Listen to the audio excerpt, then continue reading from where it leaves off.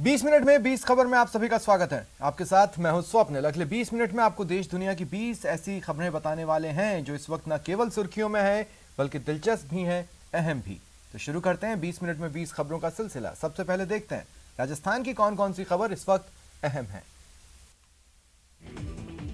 कहीं से भी ये सड़क नहीं लगती, लेकिन ये सड़क ही है जिसमें गड्ढों का अंबार है, जिस पर खोदी हुई मिट्टियों का पहाड़ है, जहां गंदे पानी का सैलाब है और जहां फर्राटा भरने के लिए 25 से 30 मीटर की जगह तक नहीं है। सड़क के नाम पर गड्ढे भरे रास्ते की ये तस्वीरें टोंक से आई हैं। बताया जा रहा है कि राज्य सरकार की ओर से यहां पर 369.65 करोड़ रुपए की लागत से सीवरेज और पेयजल लाइनों को बिछाने का काम किया जा रहा है, लेकिन ठेका firm EMS TCP JB private limited की लापरवाही की वजह से यहाँ का हाल बेहाल हो गया है। सड़क पर जगह जगह बने गड्ढों की वजह से आए दिन हादसे हो रहे हैं। 2 साल से कोरोना की वजह से मंदी की मार झेल रहे व्यापारियों को आस थी कि इस बार उनकी दिवाली अच्छी हो जाएगी, लेकिन सड़कों के इस हाल ने उनकी उम्मीदों पर पानी फेर दिया है। इतनी मिट्टी उड़ रही है कि तमाम लोगों को खांसी, नजला और जुकाम की व्यवस्था में और ज़्यादा दमा हो रहा है। लिखते नहीं है कि कहाँ से रोड बंद है, आज पब्लिक परेशान हो रही है, आगे जाकर वापस रिटर्न होना पड़ता है गाड़ी वालों को।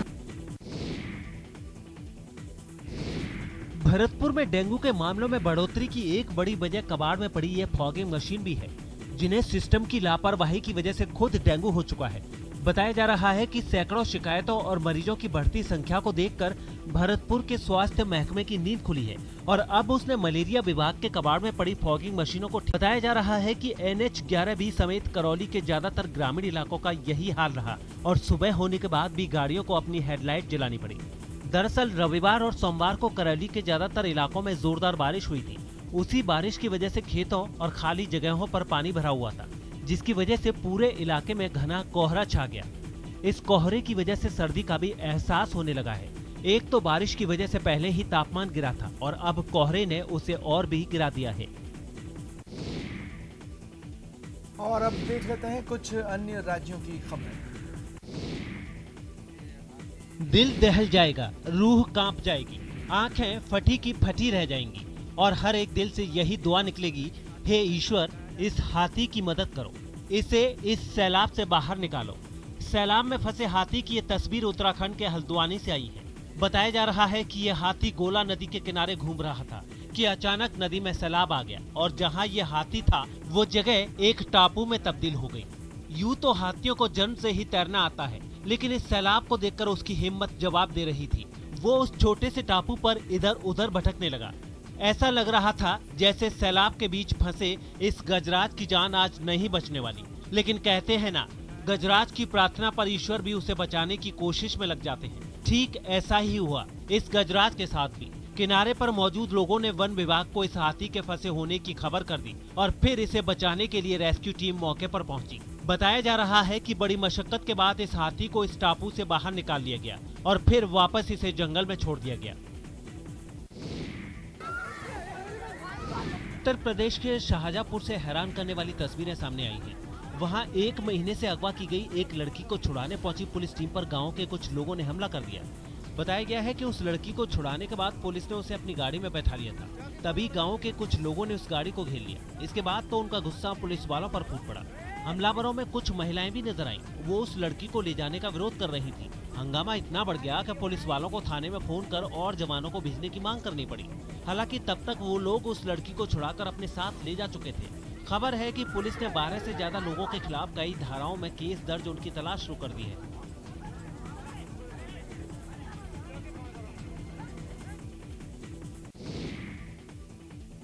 उत्तर प्रदेश के हापुड़ से डरा देने वाली तस्वीरें सामने आई हैं। वहां मामूली विवाद पर 2 पक्षों के बीच जमकर मारपीट हो गई। इस घटना की जानकारी मिलने के बाद वहां पहुंची पुलिस ने कई लोगों को हिरासत में ले लिया। बताया गया है कि इन दोनों गुटों के बीच मारपीट की वजह से उस इलाके में काफी देर तक हंगामा होता रहा। वहां से सामने आई एक तस्वीर में दोनों पक्षों के लोग एक दूसरे से मारपीट करते दिखाई दिए।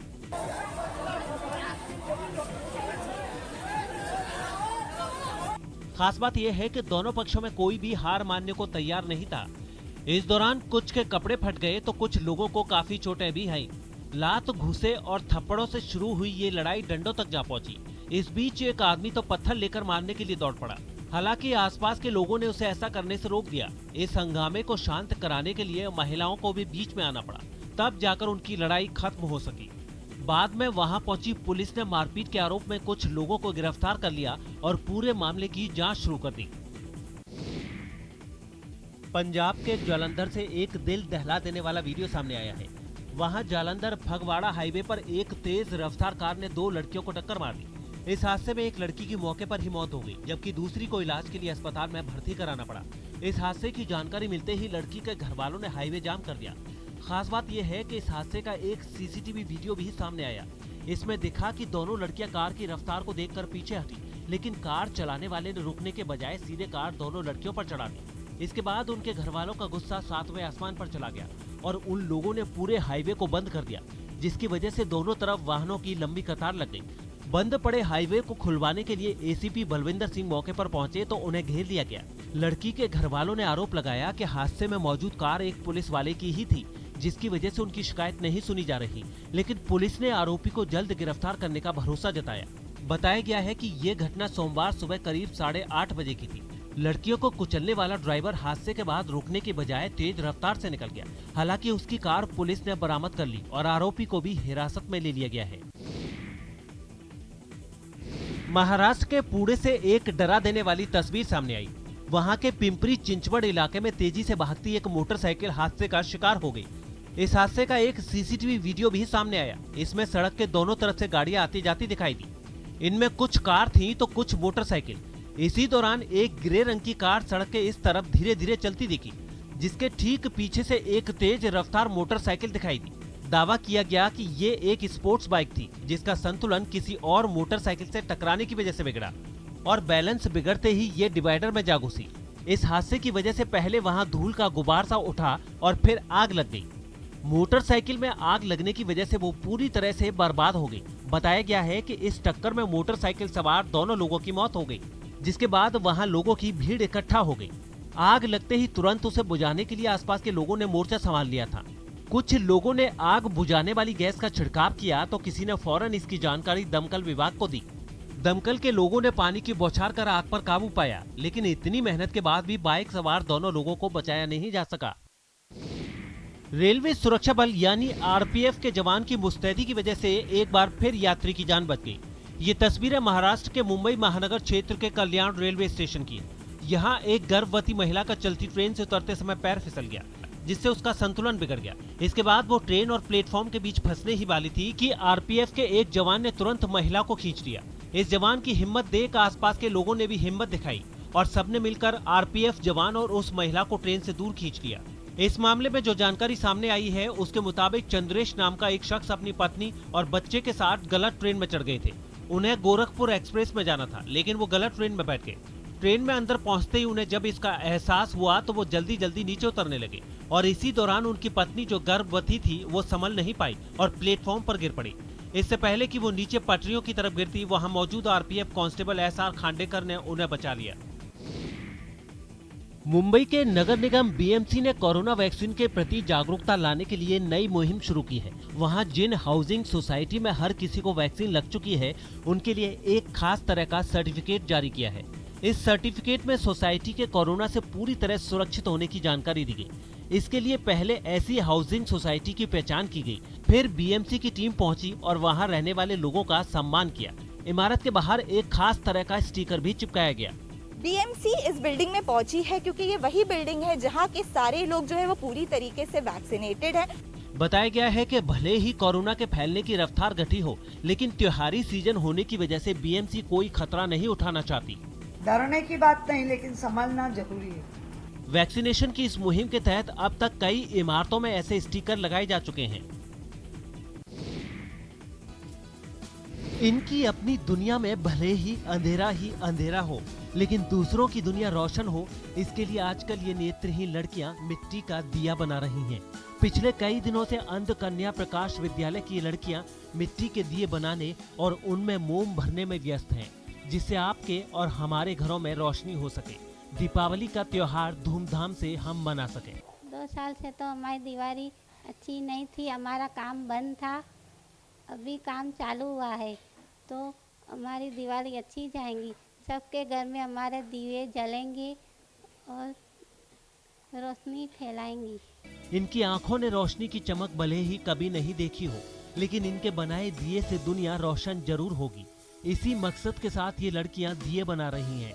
खास बात यह है कि आम लोग भी इनके बनाए दिए खूब पसंद करते हैं और हर साल इनके बनाए दिए हाथों हाथ बिक जाते हैं।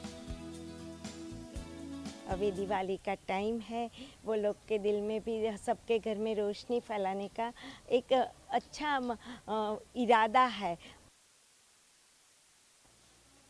किसी म्यूजियम को देखना अपने आप में अनूठा अनुभव होता है, खासकर जब किसी म्यूजियम में रखी हर एक ऐतिहासिक चीज की बारीक से बारीक जानकारी आपको बताई जाए, यानी आपको गाइड करे तो उसे देखने का मजा दोगुना हो जाता है। लेकिन हर म्यूजियम में हर एक पर्यटक के लिए ऐसा संभव नहीं हो पाता, लिहाजा पर्यटक म्यूजियम देख तो लेते हैं लेकिन उसकी नायाब जानकारी से अनभिज्ञ रह जाते हैं। दर्शकों की इसी परेशानी को दूर करने के लिए हैदराबाद के विश्व विख्यात सालार जंग म्यूजियम ने एक ऐसा ऐप लॉन्च किया है जिसमें म्यूजियम में रखी हर एक चीज की बारीक से बारीक जानकारी है। ये देखिए किस तरह ये ऐप काम करता है। बस आपको अपने मोबाइल का कैमरा ऐतिहासिक चीजों पर फोकस करना है और ऐप खुद आपको उसकी जानकारी सुनाने लगेगा।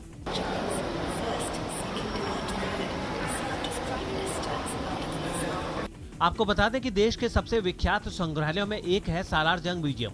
1.1 मिलियन कलाकृतियां और कलाखंडों का संग्रह इसे भव्य बनाता है। इस संग्रहालय की 36 दीर्घाओं में से 43,000 से ज्यादा कलाकृतियां, 9,000 पांडुलिपियां और 47,000 मुद्रित पुस्तकें प्रदर्शित की गई हैं, जो अपने आप में बेजोड़ है। गजब की जानकारी है इस फेसबुक पेज पर। इस फेसबुक पेज पर भारतीय पक्षियों पर जारी डाक टिकटों की उतनी जानकारी है जिसे जुटाना अच्छों के लिए टेढ़ी खीर है। इस खास फेसबुक पेज का नाम है parliament of world flat list. ये खास फेसबुक पेज बनाया है गुजरात में वडोदरा के रहने वाले वन्य जीव फोटोग्राफर राहुल भागवत ने। राहुल भागवत का मकसद आम लोगों तक भारतीय पक्षी पर जारी डाक टिकटों की जानकारी पहुंचाना है। खास बात यह है कि राहुल भागवत ने जितनी डाक टिकटों की जानकारी अपने फेसबुक पेज पर शेयर की है, उन सभी डाक टिकटों का संग्रह भी उनके पास है। साथ ही उनके पास भारतीय पक्षियों के हजारों चित्र भी हैं, जिन्हें उन्होंने अपने कैमरे से उतारा है। राहुल भागवत का कहना है कि भारत में पक्षियों की करीब 1300 प्रजातियां हैं, लेकिन देश में डाक टिकट पर अब तक केवल 60 प्रजातियां ही दिखाई दी हैं। मैंने एक स्पेशल पेज बनाया पार्लियामेंट्स ऑफ बर्ड्स, जिसमें हम लोगों को भारत में कितने तरह की पक्षियों के ऊपर डाक टिकट निकली है या पक्षियों को मेन संदर्भ में रख के क्या क्या पोस्ट की सामग्री निकली है, उसकी लोगों को माहिती दी।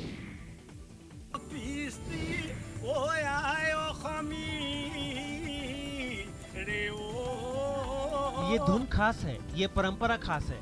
स्याह रात में खेतों के बीच मध्यम रोशनी में थिरक रहे ये लोग दरअसल अच्छी फसल और उनकी सुरक्षा का त्योहार मना रहे हैं।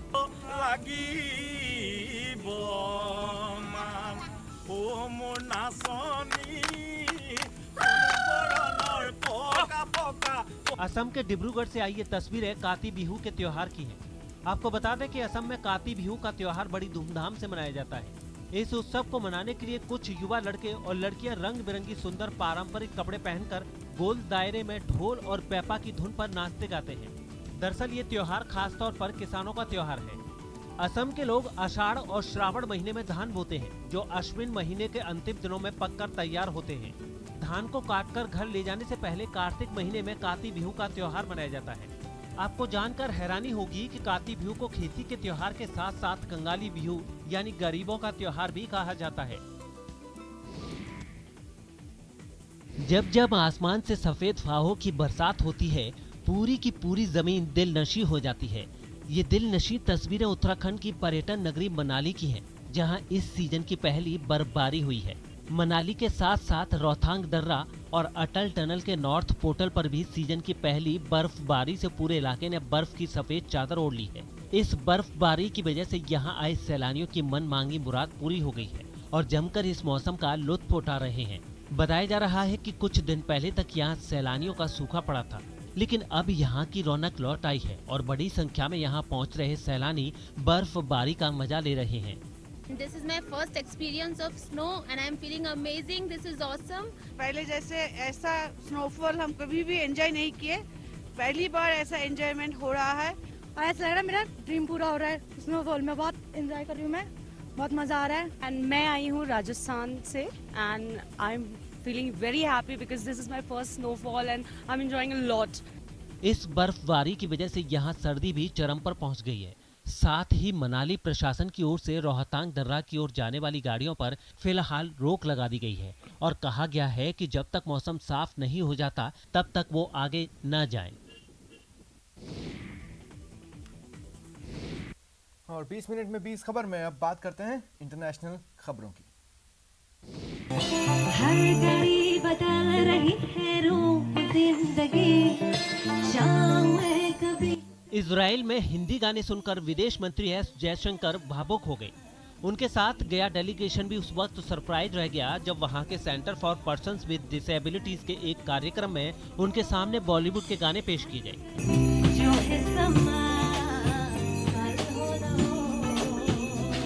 कल हो ना हो फिल्म का ये गाना मेनासे समुदाय की एक नेत्रहीन भारतीय यहूदी लड़की दीना समते ने गाया था। दरअसल दीना समते उस शालबा बैंड का हिस्सा थी जिसने भारतीय विदेश मंत्री के स्वागत में गाना गाया था।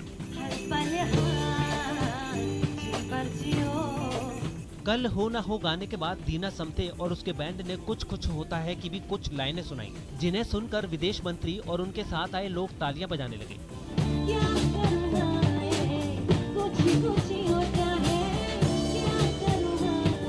आपको बता दें कि इजराइल के अल्टरनेट प्रधानमंत्री और विदेश मंत्री यार लापिड ने जयशंकर के लिए शालबा सेंटर में दोपहर के भोजन की मेजबानी की थी। ये सेंटर दिव्यांग व्यक्तियों की देखभाल करता है। ब्रिटेन, ऑस्ट्रेलिया समेत 5 देशों ने 5 पावर डिफेंस अरेंजमेंट के 50 साल पूरे होने पर अपनी ताकत दिखाई। इस समझौते के तहत ऑस्ट्रेलिया, न्यूजीलैंड और ब्रिटेन जैसे देश सिंगापुर और मलेशिया की फौजी मदद करते हैं और इसी संगठन के 50 साल पूरे होने पर सिंगापुर में जश्न मनाया गया और सभी देशों की सेनाओं ने अपना दमखम दिखाया। वहां से सामने आई तस्वीरों में कुछ लड़ाकू विमान आसमान में फ्लाइट पास